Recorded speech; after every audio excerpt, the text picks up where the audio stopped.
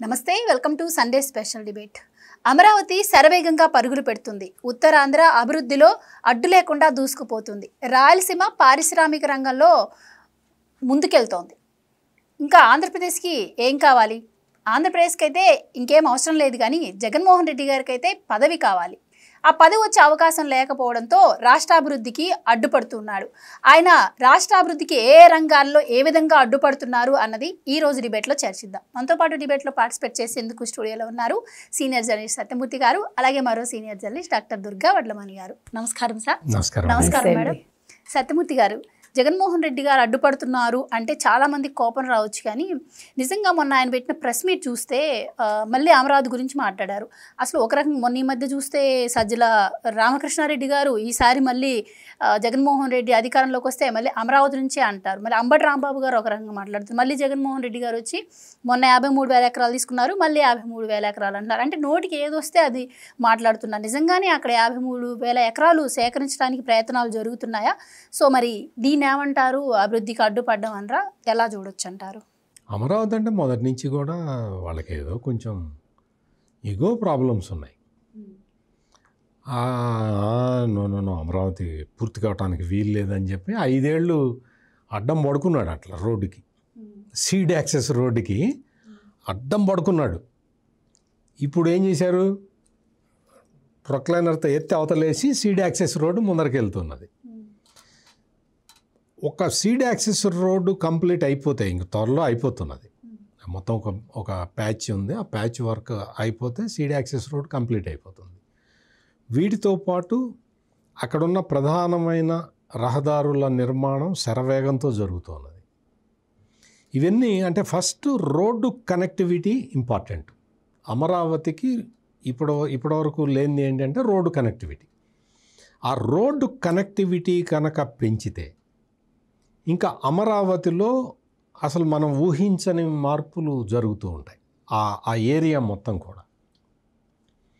ఇప్పుడు ఏంటి అంటే అమరావతి రైతులు గవర్నమెంట్ మారిన తర్వాత కూడా చాలా సమస్యలు ఎదుర్కొన్నారు. ఆ సమస్యలని పరిష్కరించటం ఎట్లాగో ఆ పరిష్కారానికి మార్గం తెలియక చాలా కాలయాపన జరిగిన మాట వాస్తవం.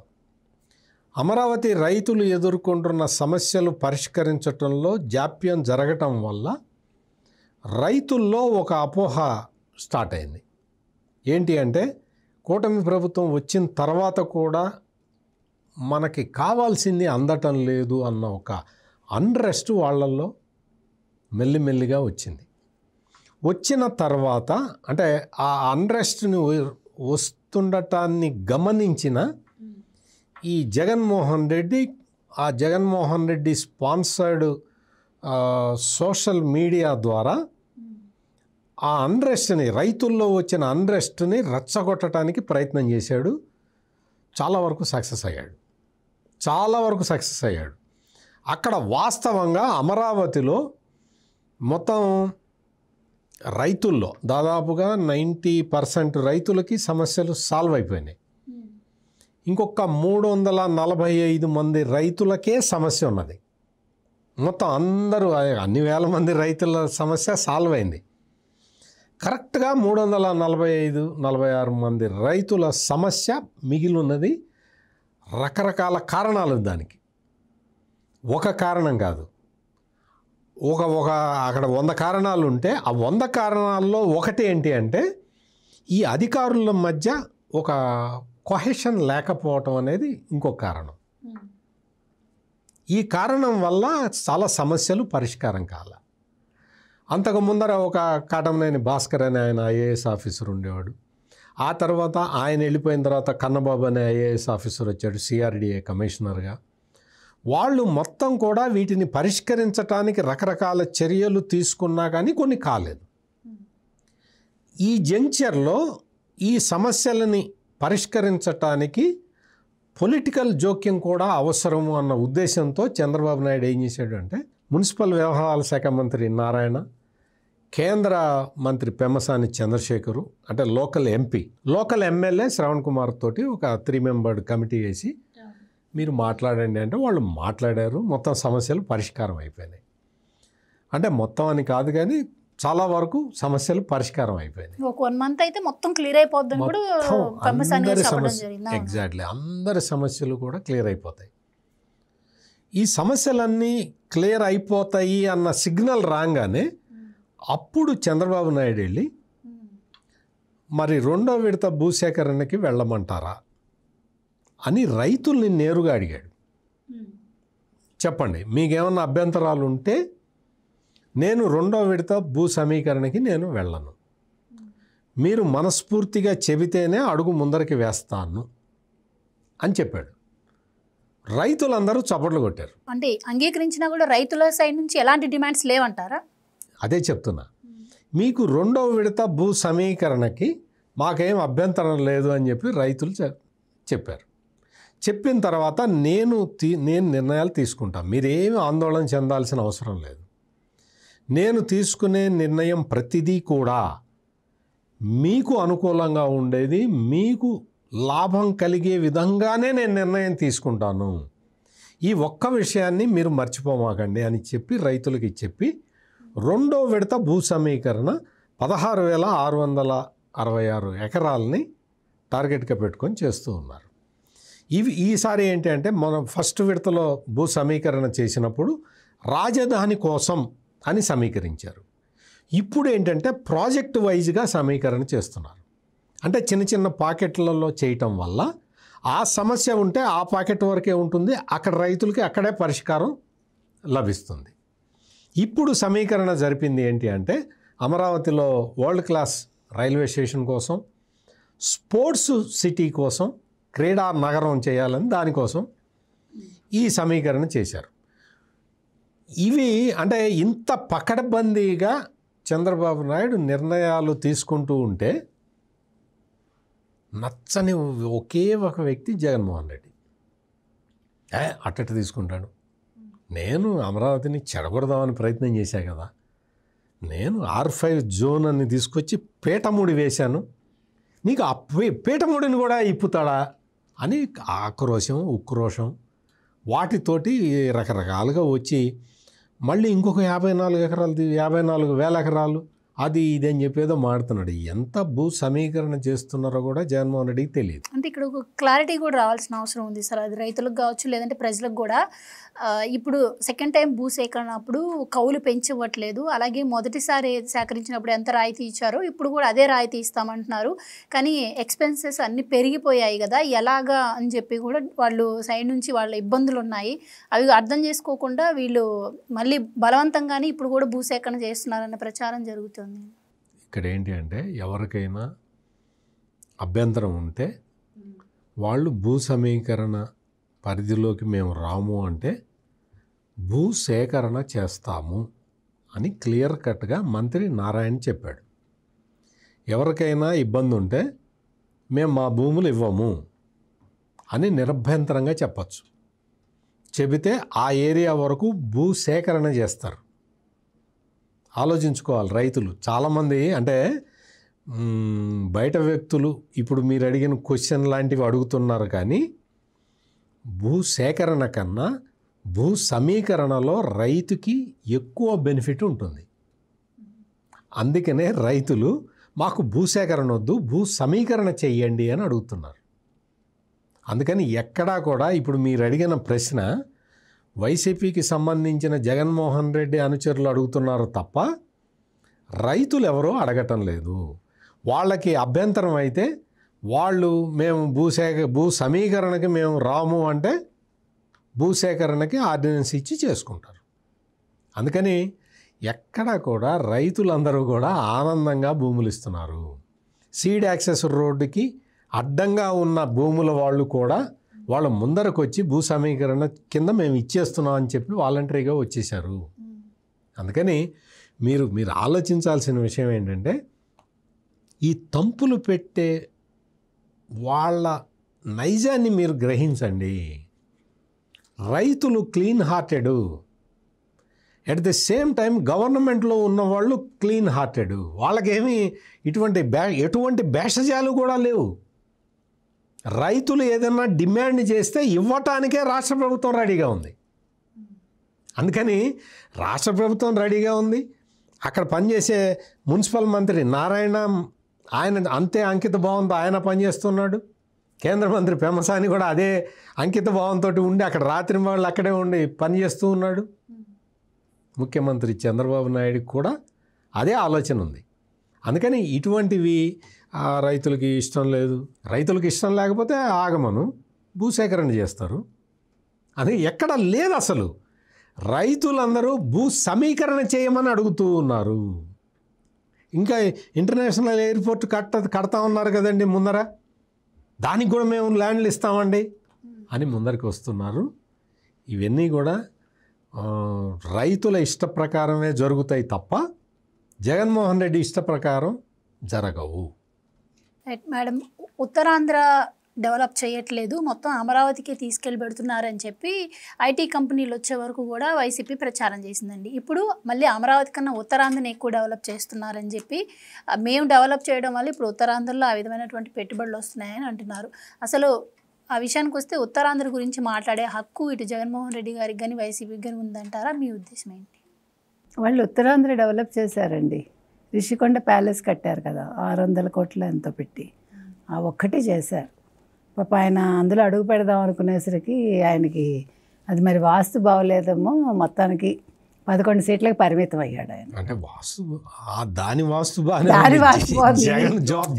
అది నేను చెప్పింది. ఈయన జాతకం ప్రకారం వాస్తు అక్కడ సరిపోలా, అక్కడ రోజా చేసిన కుట్ర అనమాట అది. అది అవును, రోజాతోటి ఇనాగ్రేషన్ చేస్తే అందులోకి జగన్ పోగలుగుతాడా? అది నేను చెప్పొచ్చేది. అందుకని ప్రజల టైం బాగుంది, ప్రజల జాతకాలు బాగుండి ఆయన ముఖ్యమంత్రి అవ్వలేదు, నేను చెప్పేది అది.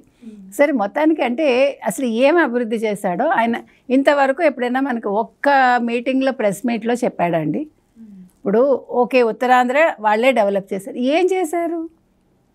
ఇప్పుడు 2024 ఎన్నికలకు ముందు ఏమైనా చెప్పారా? మార్చి 16 నుంచి లేదు, ఇప్పుడు ఈ 18 నెలల్లో ఎప్పుడైనా చెప్పారా? అది చెప్పమానండి. ఎంతసేపు పరకామణి చోరీ జరిగింది, చిన్న చోరీ, అదేదో గుడి, అదేదో లడ్డు, ఈ మధ్యకాలంలో ఇదే కదా వింటున్నాం మనం. భూమన కరుణాకర్ రెడ్డి అసలు జరగలేదని ఆయన అంటాడు, వైవి సుబ్బారెడ్డి జరిగిందంటాడు. ఈ కొట్లాటల్లో వాళ్ళకి అసలు ఇప్పుడు అమరావతి గురించి ఎందుకండి? ముందు మీ సంగతి ఏదో తేల్చుకోండి. పరకామణి చోరీలో ఎవరు ఎంత తిన్నారు, ఎవరి వాటా ఎంత, అది నిగ్గు తేల్చండి ముందు. మీకు అమరావతి డెవలప్మెంటు లేదా ఉత్తరాంధ్ర డెవలప్మెంట్ మీకు ఎందుకండి? చంద్రబాబు నాయుడు గారు చూసుకుంటారు, ఆ పని చూసుకుంటున్నారు. ఇప్పుడు అందుకనే అమరావతి అభివృద్ధికి సంబంధించి ప్రజల నుంచి కూడా వాళ్ళు మీరు చెప్పండి, మీ సలహాలు ఏమైనా ఉంటే ఏ రకంగా చేస్తే బాగుంటుంది అంటే ప్రజలని కూడా అనుసంధానం చేయడానికి చూస్తున్నారు. ఇలా జగన్మోహన్ రెడ్డి ఎప్పుడైనా జన్మలో చేశాడంటే 5 ఏళ్లలో? సరే, అమరావతి నీకు వద్దయ్యా, 3 ముక్కలాట అన్నావు, అయిపోయింది. వైజాగ్ అన్నావు, కొన్ని వైజాగ్లో అడుగు పెట్టగలిగావా? ఇంకేముంది, 9వ తారీఖు ముఖ్యమంత్రిగా ప్రమాణ స్వీకారోత్సవం చేస్తారని ఈశ్వర్ దగ్గర నుంచి ప్రతివాడు హోరెత్తిచ్చేశాడు రిజల్ట్ రాకముందు. మీరు అమరావతిని వదిలేసి ఎప్పుడైతే వైజాగ్ వెళ్తామన్నారో మీ పతనం అక్కడే ప్రారంభమైంది. మీకు అది అర్థం కావట్లే. ఇంకా మీకు అసలు వైజాగ్ అభివృద్ధి గురించి ఎందుకు? వైజాగ్ అభివృద్ధి అయింది, వాళ్ళ ఏ డేటా సెంటర్ వచ్చింది ఆల్మోస్ట్, అంటే వాళ్ళు అగ్రిమెంట్ చేసుకున్నారు. ఇన్ని సంస్థలు వచ్చాక ఇంకా వైజాగ్ మెయిన్ డెవలప్ చేసామని ఎలా అంటారు మీరు? ఇవాళ చేసింది చంద్రబాబు నాయుడు గారు, ఇవాళ చేసింది లోకేష్. మరి దాన్ని క్రెడిట్, మీరు క్రెడిట్ చోరీ అన్నారు కదా, ఇది క్రెడిట్ చోరీ అంటే మీరు క్రెడిట్ తీసుకోవడమే క్రెడిట్ చోరీ. కరెక్ట్గా చెప్పాడు ఆయన. చంద్రబాబు నాయుడు గారు చేసిన అభివృద్ధిని ఆయన తన ఖాతాలో వేసుకోవడానికి చూశాడు గత 5 ఏళ్లలో, ఎందుకంటే ఆయన ఏం చేయలేదు. ఇప్పుడు మళ్ళా ఉత్తరాంధ్రకు వచ్చే ఈ ఏమంటారు ఐటీ హబ్ ఎప్పుడైతే చేస్తున్నారో, లేదు ఇదంతా నేనే చేసా అంటున్నాడు. అందుకని ఇవాళ అమరావతి మళ్ళీ డెవలప్ చేయలేదంటాడు. అమరావతికి 2వ విడత భూసేకరణ జరుగుతుంది కదా అయ్యా బాబు. రైతులు స్వచ్ఛందంగా ముందుకు వచ్చారు కదా, మాకేం అబ్జెక్షన్ లేదని. మీరు అన్నట్టుగా చిన్న చిన్న అబ్జెక్షన్స్ ఉన్నా వాటి మీద కూడా ఈ కమిటీ మాట్లాడుతుంది కదా. 5వ తారీఖు తర్వాత నుంచి భూసేకరణ అన్నారంటే మొదలైంది, అంతే నేను చెప్పేది అది. సో అసలు వాళ్ళకి ఆంధ్రప్రదేశ్ గురించి మాట్లాడే హక్కు లేదండి. అమరావతినా, ఉత్తరాంధ్రనా, లేకపోతే రాయలసీమ, కోనసీమ వద్దు. అసలు ఏ సీమ గురించి మీకు మాట్లాడే హక్కు లేదు. ఎందుకంటే మంగళవారం వచ్చి గురువారం వెళ్ళిపోయి మధ్యలో 2.5 గంటలు ప్రెస్ మీట్ పెట్టి అందులో తప్పులు తడకలు మాట్లాడి అబద్ధాలు చెప్పి వెళ్ళి జగన్మోహన్ రెడ్డికి ప్రశ్నించే అధికారం లేదు. మీరు ముందు తేల్చుకోండి, మీరు కర్ణాటక వాళ్ళ, ఆంధ్రప్రదేశ్ వాళ్ళ. ఇంతకుముందు మీరు హైదరాబాద్ వాళ్ళ, ఆంధ్రప్రదేశ్ వాళ్ళ, ఇప్పుడు మీరు కర్ణాటక వాళ్ళ, ఆంధ్రప్రదేశ్ వాళ్ళ. మీరు అసలు ఆంధ్రప్రదేశ్కి ఏం చేశారు? ఈ నెల 10వ తారీఖు వరకు కూడా మంత్రి లోకేష్ విదేశీ పర్యటనలో ఉంటాడండి. ఈసారి కూడా పెట్టుబడుల కోసమే ఆయన వెళ్ళారు అని చెప్పి అంటున్నారు. సో ఇప్పటికీ మనం చూస్తుంటే ఆయన ఈ విధంగా కష్టపడుతుంటే వీళ్ళు విశాఖలో వస్తున్నటువంటి పెట్టుబడులను అడ్డుకునేందుకు ఇటు గూగుల్ డేటా సెంటర్ విషయంలో నానా రచ్చ చేశారు. విశాఖ స్టీల్ ప్లాంట్ అంశం చూసుకుంటే అది ప్రైవేట్ పరం చేస్తున్నారు చంద్రబాబు గారు అని చెప్పి అది రోజుకొక ఇష్యూని తెర మీదకి తీసుకొస్తూ ఉన్నారు, అక్కడ ఏ ప్రాబ్లం లేకపోయినా కూడా. సో ఈ విధంగా అడ్డుపడితే మరి వచ్చే కంపెనీస్ అసలు ఏ విధంగా వస్తాయంటారు? ఇప్పటికీ విశాఖ అభివృద్ధికి అడ్డుపడ్డాన్ని ఎలా చూడాలంటారు? అసలు జగన్మోహన్ రెడ్డి ఎవరో కంపెనీ వాళ్ళకి తెలుసా? నాకు ఒక చిన్న డౌట్. ఈయన అడ్డుపడతాడా, ఈయన గొడవ చేస్తాడా, అసలు ఎవడు పట్టించుకుంటాడు? లైవ్ పెడితేనే నేను సత్యమూర్తిగా చెప్పినట్టుగా 1000 మంది, ఎంతమంది అండి చూసారు? ఐఎమ్ సారీ, అంటే అది లెక్క పెట్టడం కూడా కష్టం. 3, 2, 5 అదే అట్లా ఉంది. అందుకని ఇవాళ అసలు జగన్మోహన్ రెడ్డి మాజీ ముఖ్యమంత్రి అనే విషయం కూడా చాలామందికి తెలియదు. ఎందుకంటే 5 ఏళ్లలో ఆయన ఎప్పుడైనా కంపెనీలు తీసుకొచ్చారా? ఏ సీఈఓతోటైనా మాట్లాడారా? ఇప్పుడు అమెరికా వెళ్తే ఆయన రాష్ట్రం గురించి ఎప్పుడైనా మాట్లాడారా? అందుకని జగన్మోహన్ రెడ్డి ఏం మాట్లాడినా అది ఆయన ఛానల్కి పరిమితం. ఆయన ఛానల్లో కూడా మన వారు చెప్పినట్టుగా 160 మంది అండి, 260 మంది చూశారు లైవ్. అందుకని మనం అసలు జగన్మోహన్ రెడ్డి మాటలకి పట్టించుకుని ఆయనకి సమాధానం ఇవ్వక్కర్లే. ఎందుకంటే ఇప్పుడు సిఐఏ సదస్సు జరిగిందండి. వీళ్ళు ఏం చేశారు? పీపీపీ మెడికల్ కాలేజెస్ దాని ప్రైవేట్ పరం అంటూ గొడవ చేశారు. ఏం జరిగింది? అన్ని కంపెనీలు వచ్చాయి, ఎంఓఈలు కుదుర్చుకున్నాయి. కొత్తగా మీకు మైక్రోసాఫ్ట్ వస్తుంది, ఆల్మోస్ట్ అదేంటది చాలా కంపెనీలు, కాగ్నిజెంట్ వస్తుంది, మైక్రోసాఫ్ట్ వస్తుంది, రిలయన్స్ వస్తుంది, ఎన్ని వస్తున్నాయి ఇప్పుడు? అంటే వీళ్ళు ఏమి చేసినా వాళ్ళు అనుకుంటున్నారు మా ప్రభావం చాలా ఉంటుంది అని. మీ ప్రభావం ఏమాత్రం లేదు జగన్మోహన్ రెడ్డి గారు. ఐఎమ్ సారీ, అసలు మీరెవరో కూడా ఆ కంపెనీ సీఈఓలకు తెలియదు. వాళ్ళకి తెలుసున్నది అప్పటి నుంచి ఇప్పటివరకు గత 30 ఏళ్ళుగా చంద్రబాబు నాయుడు గారు, ఇప్పుడు కొత్తగా ఈ 18 నెలలుగా తెలుసున్నది లోకేష్ గారు. అంతే నేను చెప్తున్నా. కాబట్టి అయ్యో ఎలాగండి వాళ్ళు ఇలా చేస్తే అక్కడ కంపెనీలు రావేమంటే ఆల్రెడీ వచ్చాయి, వీళ్ళు ఇక్కడ ఇంత గొడవలు చేయండి మీరు, 1 కోటి సంతకాలు, నా తలకాయ, ఇవన్నీ చెప్పాడు. అవి ఏవీ జరగలేదు, జరగవు. అందుకని జగన్మోహన్ రెడ్డి అరుచుకున్నా లేదు, వాళ్ళ పార్టీ వాళ్ళు అరిచినా, వాళ్ళు గగ్గోలు పెట్టినా అక్కడ జరిగేది ఏమీ లేదు. ఎలాగ వస్తున్నాయి. ఇప్పుడు మీరు అన్నట్టుగా లోకేష్ వెళ్ళారు, కొత్తగా చాలా కంపెనీలు తీసుకొస్తాడు ఆయన ఖచ్చితంగా. ఇప్పుడు ఎన్ని లక్షలు? 7,20,000 ఎంతో ఉద్యోగాలు అన్నారు. సో ఆ 20 లక్షలకి చేరువలో 28 నాటికో 29 నాటికో ఎలాగా ఉద్యోగ కల్పన కూడా చేస్తారు. అందులో భాగంగా ఇవాళ పెట్టుబడులు కంపెనీలను ఆహ్వానిస్తున్నారు. అందుకు తగ్గట్టుగానే మౌలిక సదుపాయాలు కూడా కూరుస్తున్నారు వాళ్ళు. ఏదైనా మౌలిక సదుపాయాలని కల్పించడానికి కూడా ప్రభుత్వం సిద్ధంగా ఉంది, ఏ కంపెనీ ముందుకు వచ్చినా కూడా. అందుకని ఇవాళ ఉత్తరాంధ్ర అనేది ప్రపంచ పటంలో ముందుగా భారతదేశంలో, ఆ తర్వాత ప్రపంచ పటంలో 2029 నాటికి నెంబర్ 1 అవుతుంది, మీకు సందేహం అక్కర్లేదు. అమరావతి కూడా మీకు మరో సింగపూర్ కాదు, సింగపూర్ని మించి అవుతుంది. అందుకని పోలవరం రెడీ అవుతుంది. ఇన్ని జరిగాక దీన్ని ఎన్ని మీరు గొడవలు చేసినా, కుట్రలు చేసినా, ఏం చేసినా ఎవడు దీన్ని ఆపలేడు. ఓన్లీ మీరు మీ ఛానల్లో వేసుకోవడానికి అప్పుడప్పుడు అలా అరుస్తూ ఉండండి. అది ఇంకా మంచిది. ఎందుకంటే ప్రజలు ఇంకా 11 సీట్లు కాదు కదా, అసలు 11 ఓట్లు కూడా వేస్తారో లేదో నాకైతే తెలియదు. అందుకని ఏం సమస్య లేదండి. ఓ పక్క ఇవన్నీ జరుగుతున్నాయి అభివృద్ధి పనులు. ఇప్పుడు 2వ విడత భూసేకరణ జరుగుతోంది. ఓ పక్క లోకేష్ గారు మీరు చెప్పినట్టుగా విదేశీ పర్యటనలో ఉన్నారు. ఆయన తీసుకొచ్చేవి తీసుకొస్తారు. జరగాల్సిన మంచి ఆంధ్రప్రదేశ్ రాష్ట్రానికి ఖచ్చితంగా జరుగుతుంది. సరే, ఇప్పుడు ఉత్తరాంధ్ర కూడా అయిపోయింది కాబట్టి రాయలసీమ విషయానికే వద్దామండి. జగన్మోహన్ రెడ్డి సొంత గడ్డ పులివెందుల్లో మెడికల్ కాలేజీ అన్నాడు, అది పూర్తి చేయలేకపోయాడు. కడపలో స్టీల్ ప్లాంట్ అన్నాడు, అది తీసుకురాలేకపోయారు. అలాగే పోలవరాన్ని పూర్తి చేస్తానన్నాడు, అది చేయలేకపోయాడు. సో ఇప్పుడు వస్తున్న స్టీల్ ప్లాంట్కి కావచ్చు, ఇప్పుడు ప్రభుత్వం పూనుకున్న మెడికల్ కాలేజీలకు కావచ్చు, ఇప్పటికీ అడ్డుపడుతున్నాడు పోలవరానికి. ఎలా చూడాలంటారు? ఫస్ట్ మీరు అడిగిన క్వశ్చన్లో పెద్ద తప్పు ఉంది. పులివెందులు ఆయన గడ్డ కాదు, ఆయన గడ్డ బెంగళూరులో యలహంక. ఇప్పుడు పులివెందుల తెలుగుదేశం గడ్డ. అందుకని రాయలసీమ ఆయన గడ్డ కాదు. ఆయనేం అక్కడ పుట్టలేదు, అక్కడ పెరగలేదు, అక్కడ చదవలేదు. ఆయన చదివింది హైదరాబాద్ బేగంపేట పబ్లిక్ స్కూల్లో. ఆయన పుట్టింది హైదరాబాదులో, అక్కడ కాదు. అందుకని మీరు ఆయన గడ్డ, ఆయన రాయలసీమ పులిబిడ్డ, ఇవన్నీ మీరు అసలు మీలాంటి వాళ్ళు మర్చిపోవాలి first. He belongs to Yelahanka. ఆయన బెంగళూరు నివాసి. ఆయనకి ఆంధ్రప్రదేశ్కి మరీ ముఖ్యంగా రాయలసీమకి ఎటువంటి సంబంధం లేదు. ఇక్కడ మనం చూడాల్సింది ఏంటి అంటే ఆయన ఒక పులివెందులకి ఎమ్మెల్యే మాత్రమే. ఆ పులివెందులకు కూడా ఎప్పుడూ సంవత్సరం వాళ్ళ నాన్న పుట్టిన తేదీకి, వాళ్ళ నాన్న చనిపోయిన తేదీకి వెళ్తాడు అంతే తప్ప ఆయనకిను రాయలసీమకి ఎటువంటి సంబంధం లేదు. ఆయనకి రాయలసీమకి సంబంధం ఉంటే ఆయన రాయలసీమ హార్టికల్చరు పంటలన్నీ ఆధారపడ్డ డ్రిప్ ఇరిగేషన్ని ఎత్తేయడు. ఒక్కటే, ఇంక నేను వేరే విషయాలు ఏవి చెప్పట్లా, వేరే విషయాల జోలికి కూడా నేను పోవట్లా.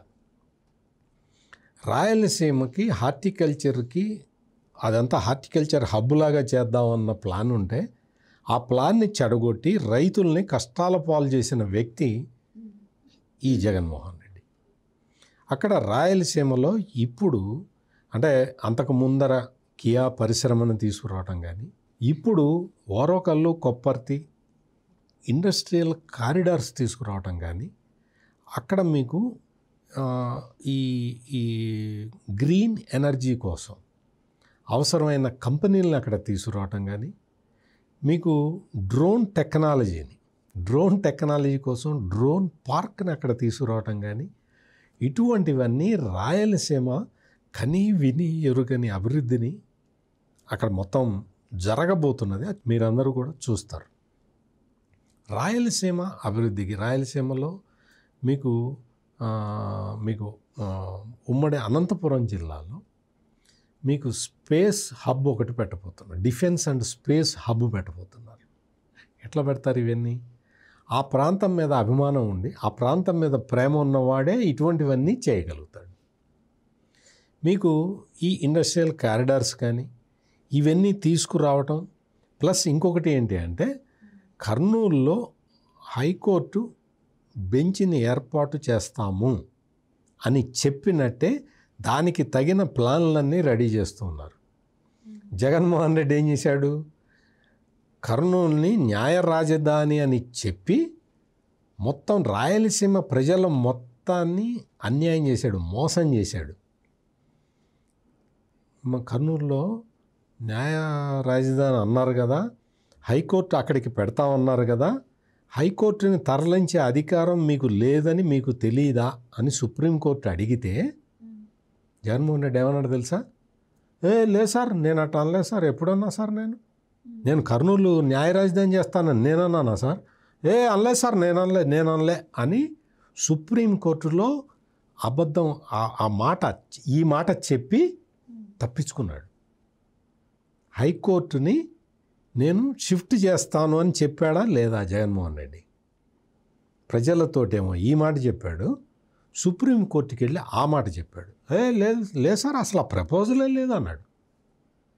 ఎవరిని మోసం చేస్తావు? నువ్వు కర్నూలు తీసుకెళ్ళి హ్యూమన్ రైట్స్ కౌన్సిల్ ఆఫీస్ ఒక్కటి పెట్టావు, అయిపోయిందా? అది న్యాయ రాజధాని. న్యాయ రాజధాని అంటే ఏంటి? ఈ రోజున కూటమి ప్రభుత్వం హైకోర్టు బెంచ్ని కర్నూలులో పెడతాము అని చెప్పింది. దానికి తగిన ప్రాసెస్ని చేస్తూ ఉన్నారు. మీకు ఉత్తరాంధ్ర విషయానికి వస్తే భోగాపురం ఎయిర్పోర్ట్ నేను తెచ్చా అని చెప్తున్నాడు ఈ మధ్యకాలంలో. జగన్మోహన్ రెడ్డి క్యాబినెట్లో పనిచేసిన ఆ కోడిగుడ్డు మంత్రి కూడా ఏం తెచ్చావు? చంద్రబాబు నాయుడు 2014 నుంచి 2019 వరకు ముఖ్యమంత్రిగా ఉండి అన్ని ప్లాన్లు వేసి నీకు ల్యాండ్ అలాట్మెంట్ చేసి భూసేకరణ చేసి అప్పగిస్తే దాన్ని కుదించాడు. భోగాపురం ఎయిర్పోర్ట్ని కుదించాడు.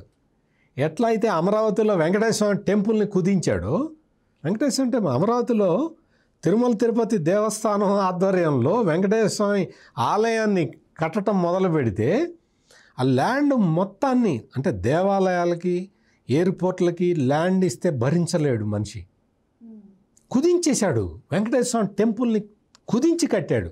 ఇప్పుడు మళ్ళీ మొన్న 286 కోట్లతోటి దాన్ని ఎక్స్పాండ్ చేస్తూ ఉన్నారు. అంటే భోగాపురం ఎయిర్పోర్ట్కి ఎందుకు కుదించావు?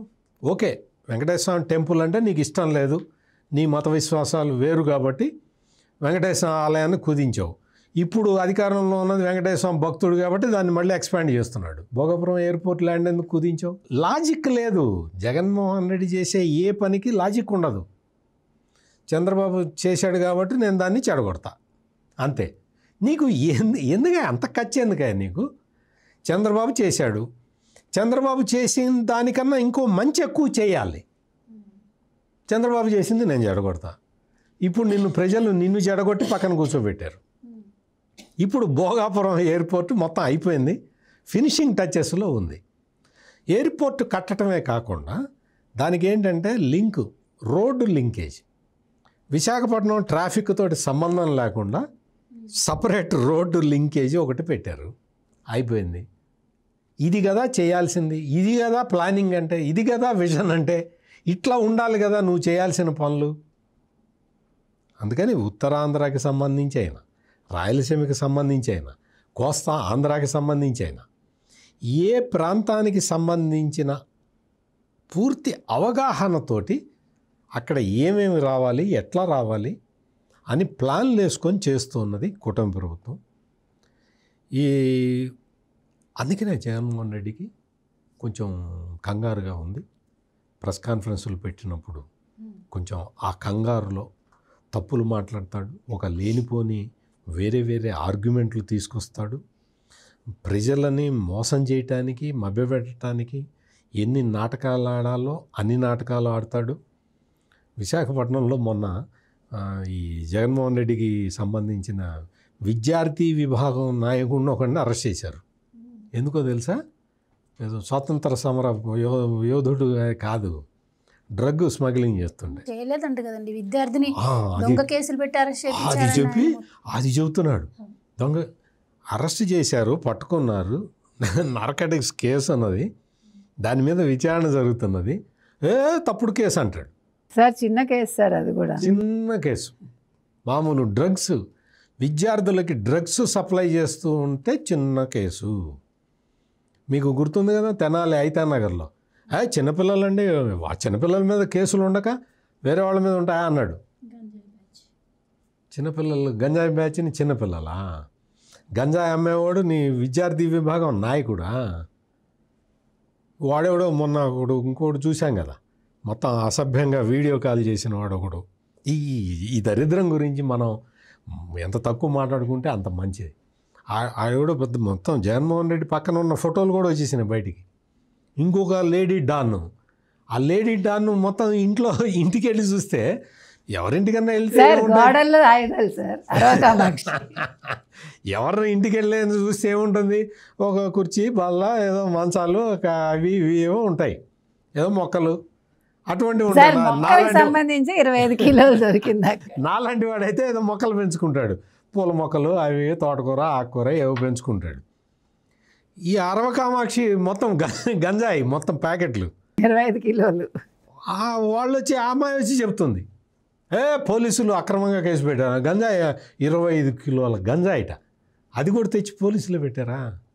ఈ విద్యార్థి నాయకుడికి ఆ స్ట్రిప్పులన్నీ కూడా తెచ్చి పోలీసులే వాళ్ళ చేతికి ఇచ్చి పట్టించారా? తలవాళ్ళు కూడా వీళ్ళే తీసుకెళ్ళి పెట్టుంటారు సార్. కాదు, గోడలు పగల కొడితే 500 దొరికాయి. అది కాదు కాదు. ఇక్కడ ఇంకొక పాయింట్ సార్, ఏమనుకోకండి. ఇప్పుడు యోగి గారు బుల్డోజర్ చేశారు కదా, అక్కడ స్థానికుల ఇంటిని కూల్చేశారు బుల్డోజర్ లాగా.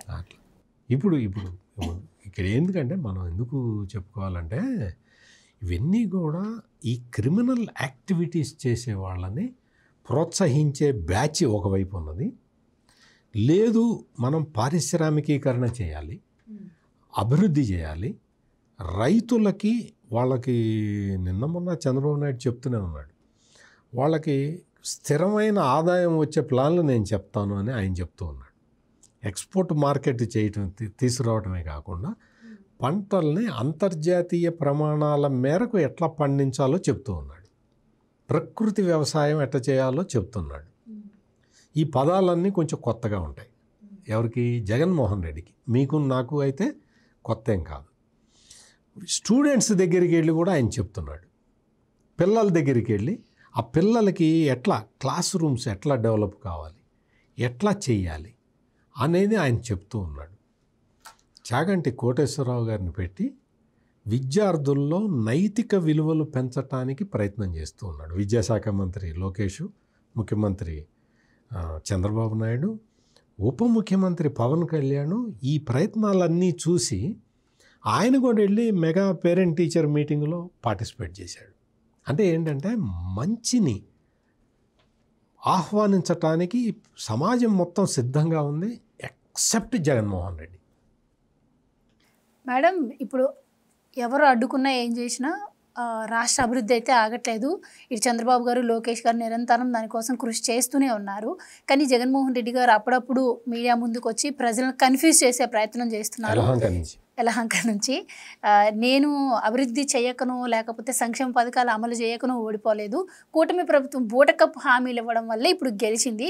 సో అదంతా కూడా ఈ 1 year 1.5 yearలో ప్రజలకు అర్థమైపోయింది. రాబోయేది మళ్ళీ మనమే, ప్రజలేమీ బాధపడొద్దు అన్నట్టు ఆయన చెప్తున్నాడు. సో మరి ఏంటి జగన్మోహన్ రెడ్డి గారి హయాంలో ఏం జరిగింది, ఇప్పుడు ఏం జరుగుతుందని కూడా ప్రజలు చూస్తున్నారు. కాబట్టి ఆయన చెప్పే మాటలు నమ్మే అవకాశం ఉందా? ఇక మరి ఆంధ్రప్రదేశ్ అభివృద్ధి ఏ విధంగా ఉండబోతుంది 5 ఏళ్లలో? ఏమండి, జగన్మోహన్ రెడ్డి ఏం చేశాడో ప్రజలకు తెలిసింది కాబట్టి కూర్చోపెట్టేది. ఎన్నిసార్లు చెప్పినా జగన్మోహన్ రెడ్డికి మరి తెలుగు అర్థం కాకపోతే ఏ భాషలో చెప్పాలో నాకు తెలియదండి. మరి ఆయనకి ఇంగ్లీషు రాక, తెలుగు రాక, కొత్తగా నేను అరవల్లో మాట్లాడాలా, తమిళ్లో మాట్లాడినా? మీకు వచ్చుగా తమిళ భాష? నాకు తమిళ్ వచ్చి ఆయనకు వచ్చా లేదని. ఆయనకి ఏ భాషలో కావాలంటే ఆ భాషలో చెప్దామండి మనందరం. కావాలంటే ఆయన కోసం కొత్త భాషలు నేర్చుకుని కూడా చెప్దాం. ఆయనకు అర్థం కావట్లేదు ఏంటి మహానుభావ. పైగా ఇప్పుడు ఈయన ఇచ్చిన హామీలు అంటే చంద్రబాబు నాయుడు గారు ఏవైతే ఇచ్చారో హామీలు, ఆ హామీల వల్ల గెలిచాడు ఆయన. ఆ హామీలు అమలు చేశాడయ్యా బాబు. సూపర్ 6 అమలు అయింది. ఇవాళ ప్రజలు ఏమైనా మాట్లాడుతున్నారా? మాకు రాలేదని ఎవరైనా చెప్తున్నారా? చూపించమనండి. చెప్పేవాళ్ళు ఎవరు ఉంటారంటే పేటీఎం బ్యాచ్ ఉంటారు. ఆయన ఏం చేశాడు అంటే ఆయన ఇలా గంజాయి మొక్కల్ని పెంచమని చెప్పాడు. ఆయన ఇట్లాగా చిల్లర దొంగతనాలు చేయండి అని చెప్పాడు. పరకామణి చోరీ చేయమని చెప్పాడు. మీరు పరకామణిని ఆధునీకరించడానికి డబ్బులు తగలేసి సీసీటీవీ కెమెరాలు పనిచేయకుండా చేయమని చెప్పాడు. ఆయన ఎన్ని గొప్ప పనులు చేశాడు అసలు జగన్మోహన్ రెడ్డి. చరిత్రలో నిలిచిపోయే పనులన్నీ చేశాడు. ప్రపంచంలో ఒక గుళ్ళో ఈ రకంగా చోరీ జరిగితే చిన్న చోరీ అనే వ్యక్తిని, ముఖ్యమంత్రిగా పనిచేసి మాట్లాడిన వ్యక్తిని ఇవాళ మీరు అంటే ఇతనికి ఏదైనా మరి అవార్డు ఇవ్వచ్చేమో నాకు తెలియదు. సో ఆయనకి ఏదైనా ఒక ప్రత్యేక అవార్డు ప్రకటిస్తే కొంచెం ఏమైనా కొన్ని రోజులు ప్రశాంతంగా ఉంటాడా? అమ్మో నాకు అవార్డు సన్మానం కప్పితే ప్రశాంతంగా. అందుకే ఒక్కసారి యలహంక నుంచి పిలిపించి మీరు అది మరి అమరావతిలో తాడేపల్లిలోనే పెడితే బెటర్ సార్. తాడేపల్లిలో ఇప్పుడు ఈ కొండారెడ్డి మన దొరికాడు కదా, ఓ కొండారెడ్డి, తర్వాత ఈవిడెవరు అరవ కామాక్షి. సో వీళ్ళందరినీ పిలిచి వీళ్ళ చేత సన్మానం చేయించండి. అతను ఎవరు? రవికుమారు. మరి రవికుమార్ని వీళ్ళు దాచిపెట్టారేంటి, ఇంకా బయటికి రాలేదు అది. కానీ రవికుమార్ మరి ఇవాళ బయటకు వచ్చినట్టున్నాడు కదా, నాకు తెలీదు. సో మొత్తానికి రవికుమారు ఇలా మహామహులందరినీ పిలిచి ఆయనకు ఒక శాలువా కప్పించి ఒక జ్ఞాపికనిస్తే కొన్ని రోజులు ఆయన అమరావతి గురించి లేకపోతే ఆంధ్రప్రదేశ్ అభివృద్ధి గురించి మాట్లాడడం మానేస్తాడండి. వీళ్ళ పనులు వీళ్ళు సజావుగా చేసుకుంటారు. ఎందుకంటే ఇది ఒక తలనొప్పిలాగా ఉంది. ఇప్పుడు ఎలా ఉంటుందంటే, మీకు చందమామ కథలు మీరు చదివే ఉంటారు. ఏంటంటే అత్తగారు 7 కోడళ్ళని, ఒక కోడలేమో ఆకు వేస్తుంది, ఇంకో కోడలు వచ్చి ఆకు తీసేస్తుంది. ఓ కోడలకేమో ఆవిడ అన్నం అక్కడ పొంగుతుంది చూస్తూ ఉండమంటే చూస్తూనే ఉంటుంది. అట్లాగా ఈ జగన్మోహన్ రెడ్డి చేసే పనులు అలా ఉన్నాయి. ఇక్కడ వీళ్ళు పనులు చేస్తుంటే ఆ పనులు ఎట్లా పాడు చేద్దాము, ఎలా తీసేద్దాము, వీళ్ళు చేయలేదంటాడు. ఏంటో అర్థం కాదు. ముందు అసలు ఇవన్నీ కాదండి, ఒక సన్మానం చేసేసి తీసుకెళ్ళి ఒక మంచి సైకియాట్రిస్ట్కి చూపించండి. గోలంతా ఉండదు మనకి. పర్వాలేదు, ప్రభుత్వం ఒక కోర్టులో ఒక పిటిషన్ వేసి ఒకసారి కొంచెం మీరు పర్మిషన్ ఇవ్వండి జడ్జి గారు అని ఈయన ఒక ప్రత్యేకమైన ఒక హాస్పిటల్కి తీసుకెళ్ళి చూపించి ఆ మందులేవో ఇస్తే కొంచెం వాళ్ళ కుటుంబ సభ్యులకు కూడా ప్రశాంతంగా ఉండదు. వాళ్ళ చెల్లికి తల్లికి కూడా. నేను మిగతా వాళ్ళ గురించి మాట్లాడటల్లా, ప్రశాంతంగా ఉంటారు కాస్త. ఎందుకంటే ఏంటిది ఈ నస, వస్తాడు, ఓ ప్రెస్ మీట్ పెడతాడు, ఓ 2.5 గంటలు చంపుతాడు, మళ్ళీ వెళ్ళిపోతాడు. పోనీ అక్కడ ఏమైనా ఉంటాడా? ఎందుకు వస్తాడో తెలియదు, ఎందుకు వెళ్తాడో తెలియదు. ఆంధ్రప్రదేశ్ మీద ఇంత నెగిటివ్ మాట్లాడిన ఒక మాజీ ముఖ్యమంత్రులు మనకి ఇంతవరకు చరిత్రలో లేరండి. అసలు ఇక్కడ ఆయన ఏం చెప్పాలో కూడా నాకు అర్థం కావట్లేదు. ఈ జగన్మోహన్ రెడ్డిని ఏం చేయాలి అనే దాని మీద ఒక పరిశోధనా సంస్థ ఏమైనా పెట్టాలేమో నాకైతే తెలియదు.